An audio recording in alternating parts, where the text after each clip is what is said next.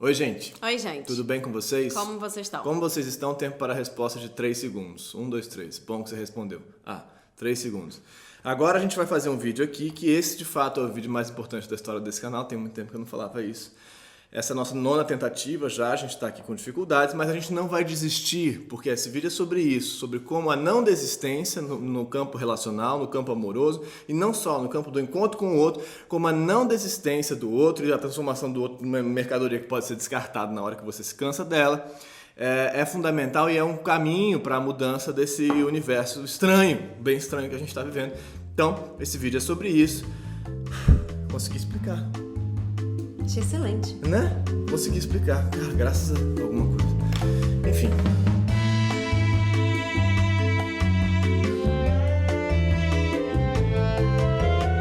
Vamos lá. A gente, antes de qualquer coisa, a gente vai agora, nesse vídeo, cumprir uma promessa que a gente fez. Ai, meu Deus do céu. E a gente vai dar um selinho. Bom, selinho dado, a gente pode ir realmente... Porque aqui. muita gente reclamou no vídeo passado que a gente falou que no final do vídeo ia dar o selinho, esperaram o selinho no final do vídeo, você Eu me saiu... sinto tão ridículo fazendo isso. Se eu pudesse contar, assim, mas tudo bem, eu tenho muita dificuldade com tudo isso. Mas É problema porque muita meu. gente escreveu, gente, onde é que tava o selinho? Vocês prometeram selinho, e Nesse não teve vídeo selinho. aqui, esse vídeo aqui que a gente falou isso. E Nossa, não é teve o último selinho vídeo. e tal, então eu tô só cumprindo, porque foi uma promessa minha, afinal, que ia ter o selinho, e como a gente tá falando sobre o amor, acho que essas demonstrações de amor, às vezes, assim, em público, são importantes. Então, Beijo de língua, beijo de língua. Não, então pra assistir esse vídeo de hoje, eu iria propor pra você que você assistisse uns outros 8 vídeos antes, né? Tá aí com tempo livre e tal, com domingo e tal, não sei que dia que é. Mas assim, alguns vídeos aqui do canal que a gente já falou algumas vezes, eu muitas vezes no Dose Diária, mas a gente junto já falou algumas vezes também, sobre como que a gente está tratando o outro como uma mercadoria que pode ser descartada. E aí as redes, e aí os aplicativos de relacionamento, a gente já falou bastante sobre isso, Tinder e tal aqui, né? Já foi muito aí. A Rita fez lá no Tempero Drag essa semana, as últimas 2 semanas na verdade, 2 vídeos sobre o amor nesse momento, que eu acho que são legais pra caramba. Pra quem não viu, acho que muita gente já deve ter visto, mas pra quem não viu, eu acho que é bem legal ver. Tem alguns argumentos bastante interessantes que eu assisti. Tô dizendo isso porque não é assim, vá ver tal coisa, porque eu assisti e falei, caraca, isso total faz sentido. Do jeito que ela pensa, os próprios aplicativos de relacionamento, né, como eles transformam a gente em mercadoria, enquadram a gente num lugar lá. Sim. E fazem nós mesmos a gente perder a nossa própria subjetividade, porque a gente vira só advogada... sei lá... Gosto de que... Que gosta de disso, cerveja outro, e lê sei lá o quê. Então... aí eu tenho um vídeo específico que eu fiz, que também vai servir como base para várias coisas que eu vou tentar falar hoje aqui, que é o vídeo do amor líquido, do amor romântico, que vou botar na descrição, vou botar tudo isso na descrição. Mas a ideia do amor líquido, acho que todo mundo já meio conhece, ou sabe do que se trata, o Bauman e tal, essa passagem da modernidade líquida, ele faz uma diferenciação entre modernidade sólida e depois a modernidade líquida, que é o que quando as grandes estruturas, os construtos e tal, as grandes narrativas especialmente também, vão se diluindo, não conseguem se sustentar, e o amor entra nesse campo, e a gente então tem a prevalência, assim, uma tendência muito forte a tratar tudo como mercadoria, tudo como coisa que a gente pode consumir e descartar. E aí a gente vai caminhando, eu falei bastante sobre isso nesse vídeo, é um vídeo longo, lá tá aí na descrição, se chama Amor Líquido. Então a gente vai caminhando para a quintessência disso, sim, que são os aplicativos de relacionamento. Não estou aqui dizendo que você não possa achar no aplicativo de relacionamento uma relação maravilhosa que dure, seja uma semana, uma noite ou a vida inteira. Não é isso que eu estou dizendo, mas estou dizendo que os aplicativos de relacionamento não são pensados para isso. A intencionalidade deles é vender coisas, é ganhar dinheiro, não é fazer você ser feliz. Para vender coisas e ganhar dinheiro, a melhor maneira de fazer isso é fazer você ser triste. Na medida que você está triste e você não acha outra maneira de enfrentar a sua tristeza, você faz o quê? Consome mais. Isso é uma coisa muito importante dessa situação que a gente está vivendo, que é a conexão entre o nosso vazio, a nossa angústia, né? o nosso sofrimento, nossa tristeza, nossa depressão, melancolia, o que quiser chamar, e as lógicas de consumo. Isso é muito sério. Nos últimos vídeos lá, nos meus vídeos de quarto, agora que eu tô muito feliz com meus vídeos de quarto, que eu tenho vídeo de quarto e tal, não sei o que, posso falar que eu tenho vídeo de quarto, mas nos últimos vídeos de quarto eu tenho falado muito sobre estruturas de afeto básicos da gente, que eu tô aqui meio viciado num campo da neurociência que chama neurociência afetiva. Mas então, dessas estruturas de afetos básicos que estão na base do nosso HD, que tem milhões de anos de evolução, mas que não retiram a complexidade cultural e tal, claro que não. Mas uma das bases dessa história, um deles é o negócio do que se chama um sistema afetivo que a gente tem, geladeira, que se chama panic e grief, né? O pânico, luto, né? Então, a base da nossa tristeza, nesse sentido que eu estou falando, a base da nossa tristeza seria a separação do outro. Então, a gente fica triste porque a gente foi separado. Quando a gente é separado, a gente berra de desespero, logo na sequência a gente fica triste, deprimido, não? Então, essa conexão, acho que dá para entender o que eu estou querendo dizer, senão vai lá, assiste esses últimos vídeos, mas o vídeo dessa quarta-feira vai ser sobre isso, sobre a tristeza e a importância da tristeza. O papel fundamental que a tristeza tem na nossa vida. Concretamente, a importância da tristeza. Mas como a gente não tem mais, agora, cada vez menos, se você quiser, por favor, fala, chega que está falando muito já. Mas quando a gente tem cada vez menos espaços de vínculo, de laço afetivo e tal, com o outro, porque a gente está cada vez mais swiping, passando a tela, a gente então não acha outras maneiras de enfrentar o nosso entristecimento. Porque a gente tem cada vez menos laços nesse sentido. Então, uma maneira de enfrentar o entristecimento é pela compensação do consumo. Então, para esses aplicativos é interessante, e para as redes é interessante que você se entristeça, para que você consuma. Então, eles trabalham para o seu esvaziamento e entristecimento para que você possa consumir cada vez mais, porque eles são plataformas de venda. A gente já falou muito sobre isso aqui, mas estou dizendo de novo. Então, como é que eles trabalham para o seu entristecimento?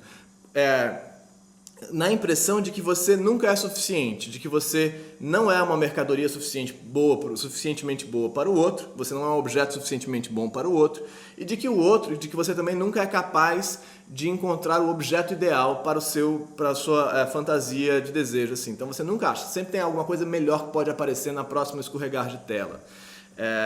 Enfim, isso é muito duro, né? Isso é muito essa busca do grande amor, e a gente faz então uma oposição entre isso que são os sintomas do amor líquido e do outro lado o amor romântico, e aí a gente fica meio como se a gente estivesse no amor romântico com todas as cagadas que a gente já falou que ele tem, né? Essa promessa, e do outro lado esse amor líquido que é essa descartabilidade do outro como mercadoria. E aí o ponto existe alguma coisa que não seja nenhuma coisa nem outra? Nenhuma dessas duas coisas? Qual é? Onde ela está? E aí estou falando aqui, de novo, não só do amor romântico no sentido do amor relacional, amoroso, aqui assim, romântico. Como é que fala isso? Da relação de homem-mulher, mulher-mulher, mulher-homem, da parceria mulher, enfim, não estou falando só disso, estou falando dos laços relacionais de modo geral. Você vai ficar em silêncio? Não, estou aqui. Aí, então, e aí eu poderia argumentar aqui para vocês que essa desvinculação que a gente está sofrendo e que o capital assim, acha interessante porque esse entristecimento da gente faz a gente consumir cada vez mais, ele também tem como consequência a não sustentabilidade das grandes narrativas, como a Rita fala lá nesse vídeo dela, que eu vou botar aqui, e a não sustentabilidade das grandes narrativas. Como assim, o que é o amor, por exemplo, o que é o campo social, o que são as ideologias que a gente sustenta, que a gente apoia, eu acredito nisso, acredito naquilo, aquilo outro, Deus como sendo uma delas, uma das grandes que a gente, né, como diz o Nietzsche já na história dele lá, tá, a gente implodiu Deus, sobrou o que depois? Maravilha, não estou aqui defendendo narrativa religiosa, mas para a gente pensar sobre isso, o que sobra depois que a gente mata Deus? E a ciência vira coisa, tal. Mas com essa implosão da capacidade, como Bauman vai dizer, das narrativas se sustentarem, a gente também tem o espaço para o inferno das versões, né? Seguindo daí as fake news, né? As fake news só são possíveis porque a gente não tem paciência de debater com o outro as diferenças das nossas experiências, que é a base da relação amorosa. Nesse sentido, é a base da relação também. É debater com o outro a sua experiência. Então, se você não tem mais paciência para debater com o outro a sua experiência, você cancela o outro, você apaga o outro, você faz desaparecer o outro e busca alguém que concorde com você. Com isso, a gente dá um espaço, uma espécie de ecossistema perfeito para as fake news poderem existir e para gente maluca como o Bolsonaro e tal, Cambridge Analytica e tal, poderem trabalhar.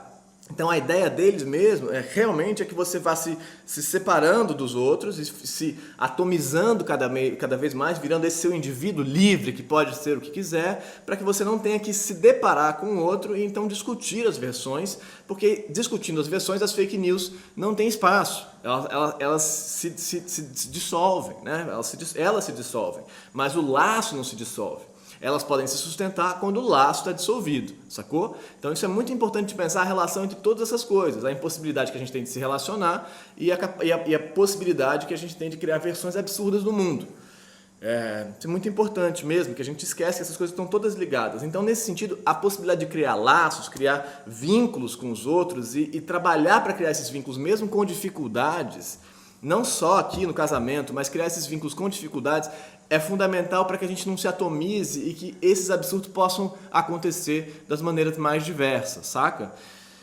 Eu vou ler então uma outra coisa. Falou não vai falar nada, eu vou ler uma outra coisa. Não, eu vou falar uma coisa muito, muito rápida, porque acho que todo mundo já pensou sobre isso, que é uma coisa muito simples, que é como a gente se sente livre no nosso discurso e na nossa potência de afeto, né, na nossa possibilidade de afeto, mas ainda assim a gente está sendo manipulado por uma coisa que é muito maior do que a nossa própria capacidade de organização e de concentração na briga pela nossa liberdade. A gente não consegue se organizar tão bem assim, como grupo, como sociedade, né? E aí a gente acaba estando totalmente, mesmo brigando pela nossa liberdade, e aí brigando nas redes, e aí dizendo, eu posso fazer o que eu quiser, namorar quem eu quiser, vestir o que eu quiser, ser o que eu quiser, mas isso, em troca dessa suposta liberdade, a gente é manipulado e controlado por essas mesmas ferramentas que que fazem a gente parecer livre. Porque a gente acha que a gente tem liberdade de ser o que a gente quer, só que, na verdade, essa liberdade nos foi dada pela sociedade capitalista, que é a mesma sociedade que vai oprimir a gente depois. Total. Então, é muito estranho pensar que a organização capitalista foi a organização que possibilitou que a gente tivesse essa noção de indivíduo. Uhum. Eu sou sujeito da minha vida. Indivíduo, né? Senhor da minha vida. Senhor da minha vida. Eu posso fazer o que eu quiser. É errado falar sujeito da minha vida? Desculpa, gente, é só a chatice do sujeito tem a subjetividade é um campo mais complexo, né? Acho que é porque a gente faz uma oposição. Tô só sendo chato, foi mal, tá? Mas é uma oposição entre sujeito e indivíduo. Mas continua, é uma bobagem, uma oposição no campo. Qual é a oposição entre sujeito e indivíduo? O indivíduo, que é esse mito capitalista contemporâneo, moderno e tal, que é esse self-made man, né? O indivíduo dono de si, capaz de, que consome, que escolhe, que quer coisas e que não... Mas ele é... O sujeito é o sujeito que deseja. O que o sujeito deseja? Nem ele sabe nesse sentido, né? O que é o desejo do sujeito? Dentro do sistema capitalista, esse sujeito acha que sabe o que deseja. Porque ele deseja um carro, ele deseja um liquidificador, ele deseja ir no restaurante, uma garrafa de vinho, um hambúrguer. Ele tem a falsa ideia de que ele é gerido pelo próprio desejo. Claro, sim. Sendo que ele não é, né? Ele, na verdade, estão dizendo pra ele, dando pra ele um monte de coisa na cara dele o tempo todo, pra gente o tempo todo, estão o tempo todo dizendo pra gente que o que a gente poderia desejar. Sim. O nosso desejo, ele não parte de lugar nenhum, né? Ele não parte do tipo, a gente estava aqui e tal, e aí de repente a gente desejou uma coisa que não existia. Não, porque eu tô falando de sujeito, eu concordo totalmente. Tô falando que sujeito, quando a gente fala de sujeito, a gente está considerando necessariamente a presença de um outro, né? E a presença de um outro, tanto o outro, como no sentido do objeto, sujeito-objeto, aquele outro, quem é o outro, no qual, na relação, é na relação que esse sujeito se inaugura, né? Na relação com o outro, na relação que é uma grande questão da filosofia, desde o Descartes, assim, da filosofia moderna inteira, a fenomenologia, tudo isso que vem daí, a psicanálise vai entrar nessa onda também, muito fortemente, mas além disso tem o campo subjetivo, que é o campo inconsciente, né? Que é o campo que esse sujeito desconhece a respeito do próprio desejo. Então, ele não é um indivíduo na medida em que ele não sabe o que ele quer, o que ele pode consumir que vai fazer ele feliz. Ele tem campos desconhecidos, ele é uma fratura em si. Né? Mas a gente, na nossa ignorância de tudo isso, a gente acha, sim, que a gente é sujeito do nosso próprio desejo. E aí, quando eu digo sujeito, em relação a não ao objeto outro, em relação ao objeto mesmo. Ao objeto de consumo.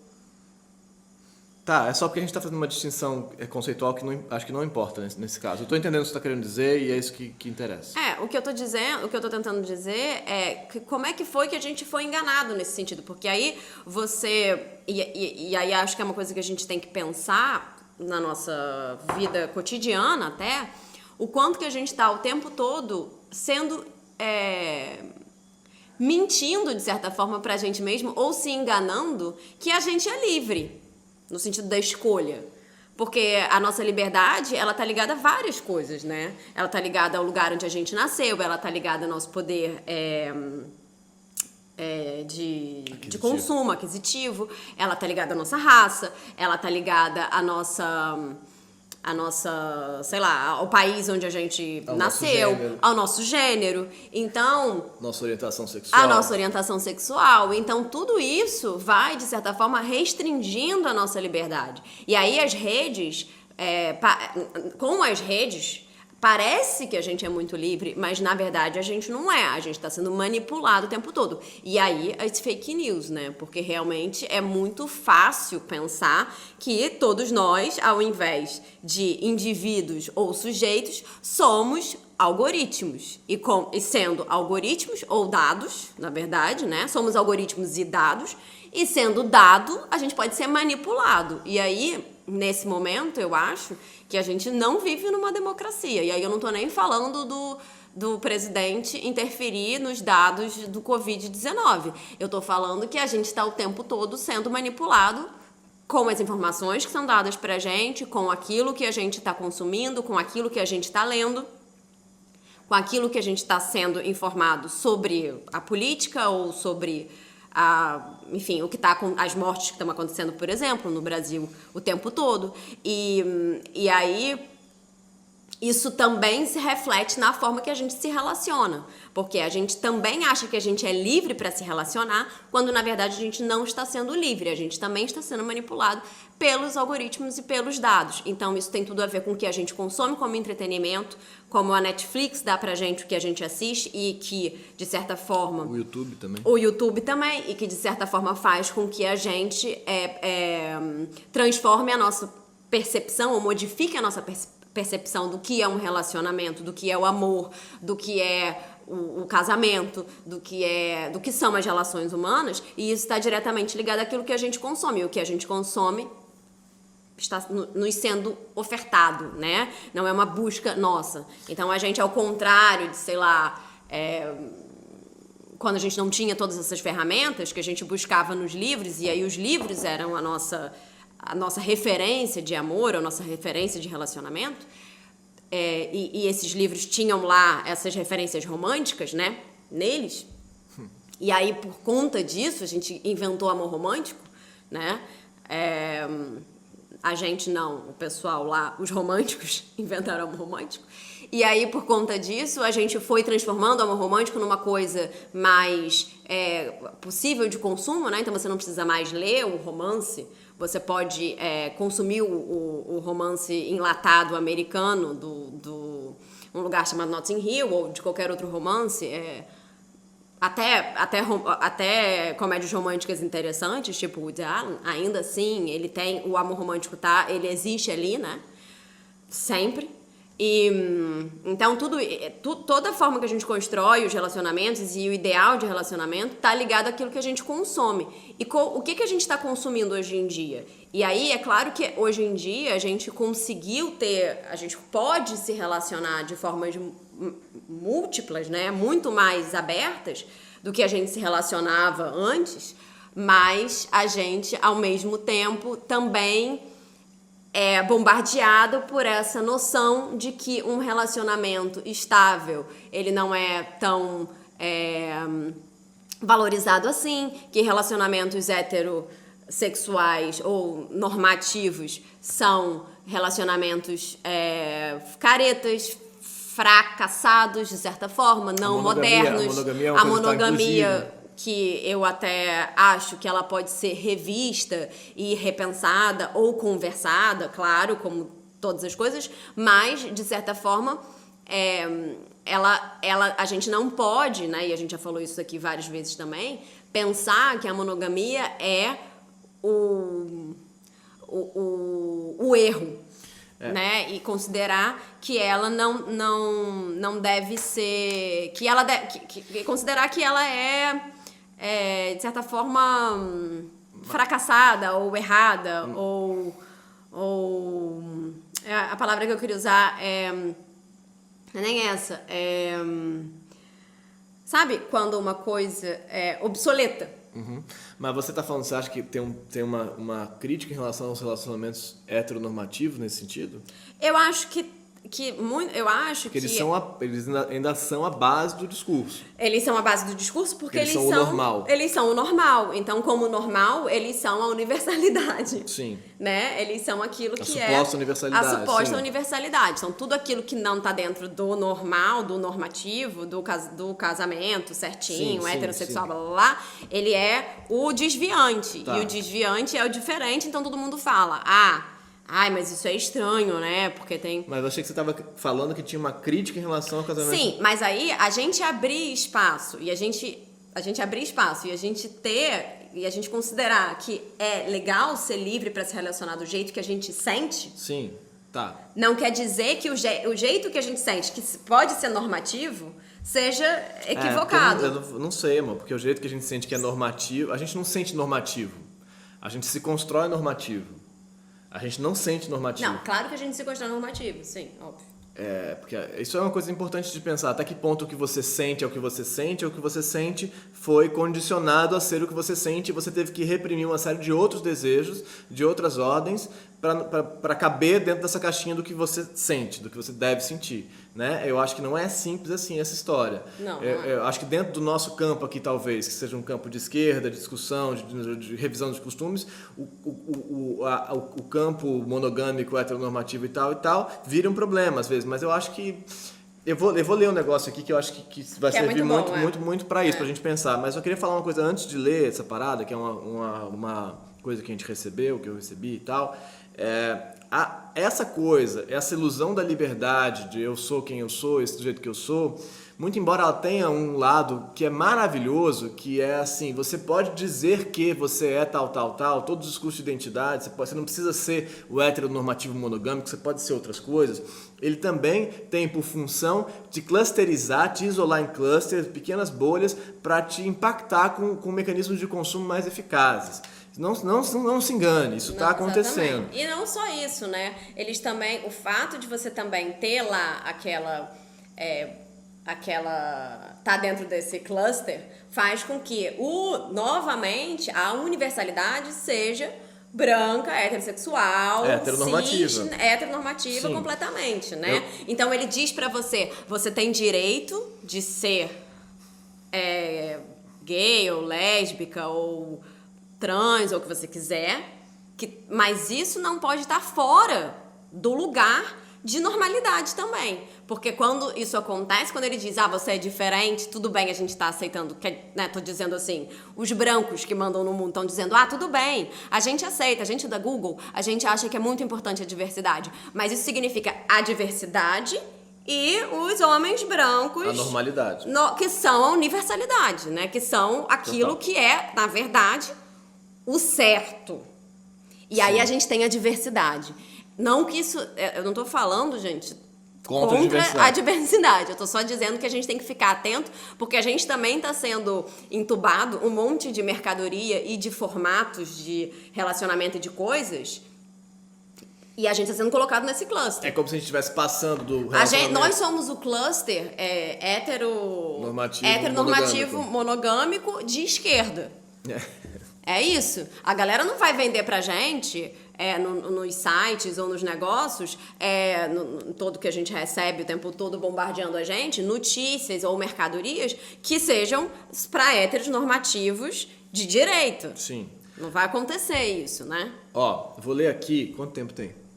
24:47. O vídeo tá longo, mas vou ler aqui para tentar problematizar isso tudo que a gente disse até agora.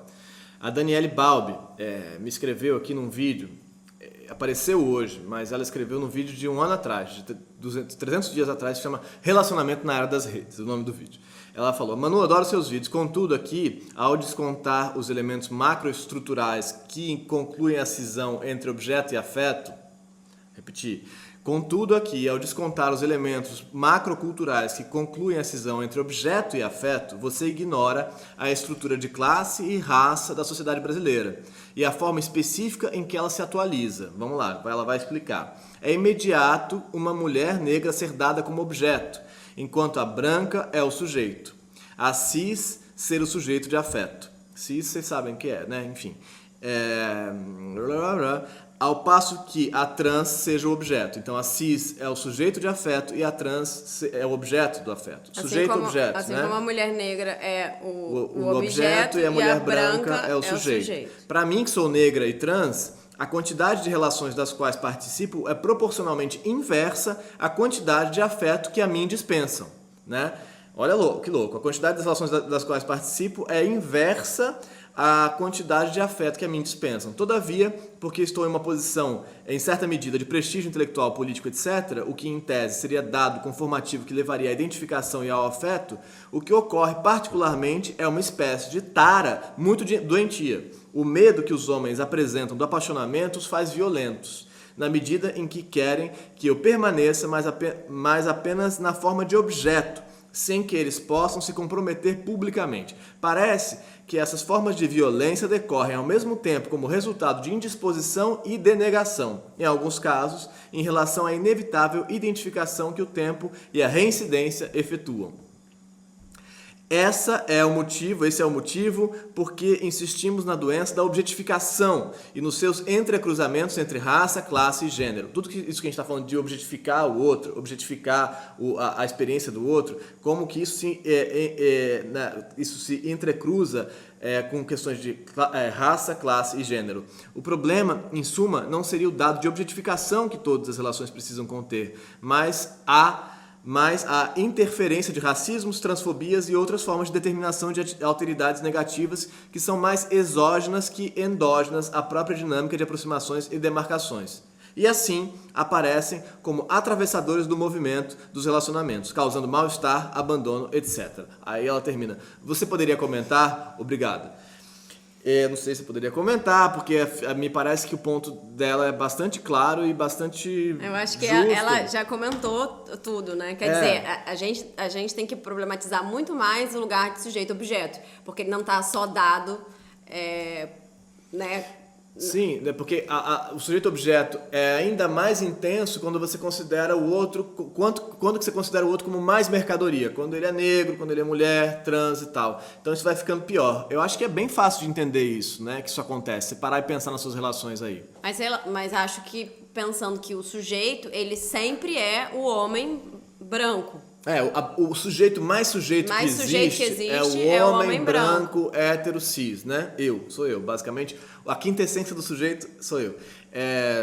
Sendo irônico, todo mundo sabe, né? Tá. Aí a gente vai derivando daí, chegando para a relação que é mais objeto. Então, nesse sentido, mais objeto, mulher trans negra, é isso aí, gay, lésbica. Enfim, vocês entenderam toda a distinção da distinção, o que não é a norma, o que não é o discurso universal. E aí isso põe em questão, isso é muito complicado, porque isso põe em questão, você estava falando de uma crítica à heteronormatividade, que a gente faz por reflexo, né? A gente faz. A gente que é hétero, a gente faz. Coitado da gente. A gente não, fica não pensando, coitado da gente. não, mas a gente fica o tempo todo se questionando, tipo assim, cara, será que a gente tem que ter uma relação monogâmica? Sim, será que isso... como se isso estivesse errado em si. Como se isso estivesse errado em si. E porque isso tudo que ela está levantando aqui é assim, até que ponto você está realmente alterando as dinâmicas afetivas da sua vida em função dessas colocações de objetificação do outro. Isso é uma coisa que você tem que pensar, e não sei se isso vale para vocês, em que grau que isso vale. mas em que ponto que isso gera entristecimento e abandono, de fato, para quem está colocado na situação de objeto.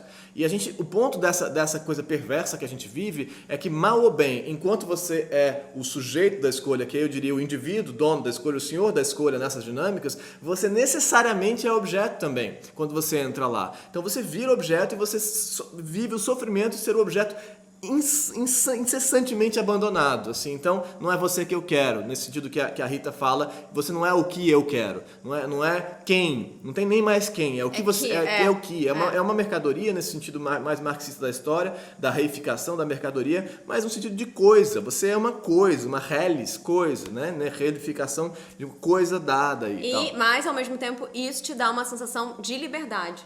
De Total, que você está escolhendo. Então você continua escolhendo, e aí nisso você vai consumindo cada vez mais. Mas, na verdade, você está o tempo todo dentro daqueles aplicativos, tendo a sensação de que você é livre para escolher o que você quer, mas você não está escolhendo pessoas, está escolhendo objetos. Só que o aplicativo funciona muito bem para de vez em quando te dar um reforço positivo ali naquela onda, e faz assim, você conseguiu. E aí você continua como exatamente um caça-níquel, né? Exatamente como um caça-níquel. Como o Instagram funciona como também. O Instagram funciona. Que também, a gente também vira só objetos de venda de coisas, se coloca, como é que você existe no Instagram? Como uma imagem para ser consumida. Como uma imagem para ser consumida. Então, tudo você isso pode é sobre ser consumo. mais fácil de ser consumido ou você pode ser mais difícil de ser consumido. Esse vídeo de 30 minutos é um vídeo mais difícil de ser consumido nesse sentido. Mas, ou seja, você pode ter posicionamentos que são... que não são tão aceitos pela sociedade em geral, pela universalidade, então você vai ter menos seguidores, ou você pode ter um conteúdo que é muito aceito pela universalidade, e aí é muito legal, e aí você vai ter milhões de coisas inscritos e no canal, ou nos milhares de seguidores. O ponto disso é entender que a sua experiência de liberdade, a sua impressão de liberdade, ela é, no fundo, uma experiência de consumo. Ou para você ou para alguém, enfim. Então, talvez a liberdade, só para tentar fechar o vídeo com a ideia da relação, talvez a liberdade, uma experiência mais interessante de liberdade, seja uma liberdade com o outro, uma liberdade considerando o outro, nesse sentido subjetivo, uma liberdade subjetiva, uma liberdade que se considera como sujeito e considera o outro como objeto, sim, mas o outro como um outro sujeito. Então, uma liberdade intersubjetiva, uma liberdade que se considera como indissociável do sujeito. Estar livre não é estar isolado, estar livre é estar em relação. Não relação hétero, blá, blá, blá, blá, blá. Não, estar em relação ao outro. O outro como sujeito tanto quanto você. Se a gente conseguir fazer esse trabalho de não isolar o outro, jogar o outro na lata do lixo para comprar um outro melhor na semana que vem, talvez a gente consiga romper essa escala de insatisfação e não lugar e desvio que faz a gente estar submetido às estruturas de consumo, entendeu? E isso, nesse sentido, submetido às estruturas de exploração, em última análise. Pronto. Foi. O que vocês acham? O que vocês acham, gente? Bom domingo pra vocês. Ufa! Tchau. Beijo.